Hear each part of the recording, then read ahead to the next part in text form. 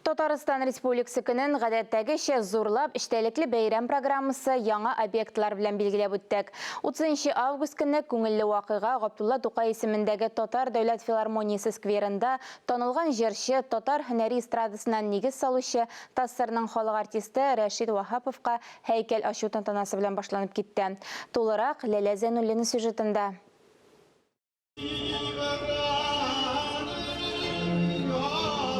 Кабатланмас моң агыла, Рәшит Вахапов моңы, моңнарга уралып кала, йөрәкнең нечкә кылы.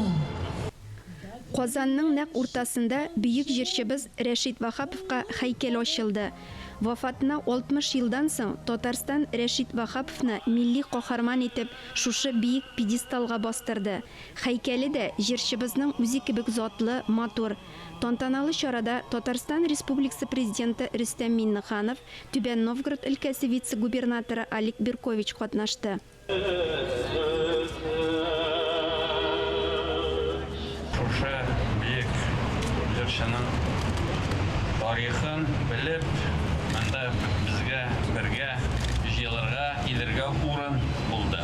Күңелегез ничектер моңсу булганда менә монда килеп 49 елга менә җырын куйдылар, бүген җырлаган кебек. Һәйкәл җырчының сәхнә образын гәүдәләндерә. Биеклеге 5 метр. Авторы Россия Федерациясе халык рәссамы Андрей Ковальчук. Һәйкәлне урнаштыру эскиз проекты Россия Федерациясының атказанган архитекторы Герман Бакулин тарафыннан эшләнгән. Һәйкәлне ясатуны Рәшит Вахапов фонды директоры Рифат Фаттахов башлап йөргән. Рәшит Вахаповка һәйкәлнең нәкъ менә бүген Татарстан Республикасы көнендә ачылуы тирән символик мәгънәгә ия. Рәшит Вахапов та җисми яктан Түбән Новгородта туган булса да, Мәскәү аша авыр язмышта юллар белән Казанга килеп, Казанда рух яктан туды.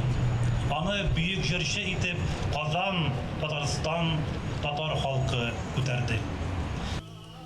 Һәйкәлнең шушы паркта урнашуы юкка түгел. Чөнки 1941 елда Рәшит Вахапов иҗади эшчәнлеген Татар дәүләт филармониясында башлап җибәргән. Бүгенге вакыйга Вахаповка һәйкәл кую. Ул безнең сәнгатебезгә һәйкәл. Чөнки менә үзебезнең миллилектән тайпылмаска, дөрес юлдан барырга, яшьләрне тәрбияләр өчен ул бик кирәк. Аның иҗаты яшьләр өчен.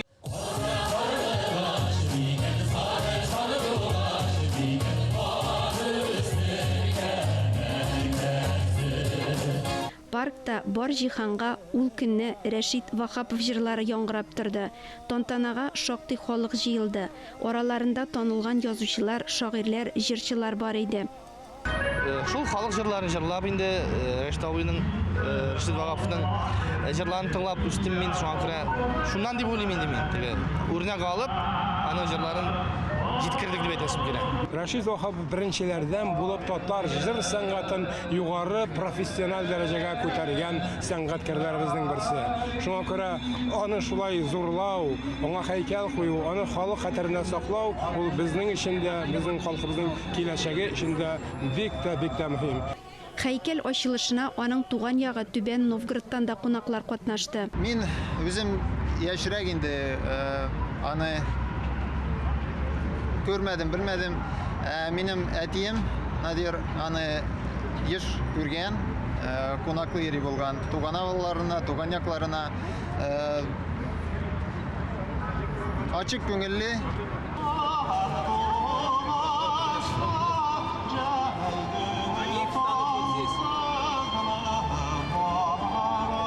Һәйкәл ачу тантанасы скверда Вахапов фестивале лауреатларының концерты белән тәмамланды.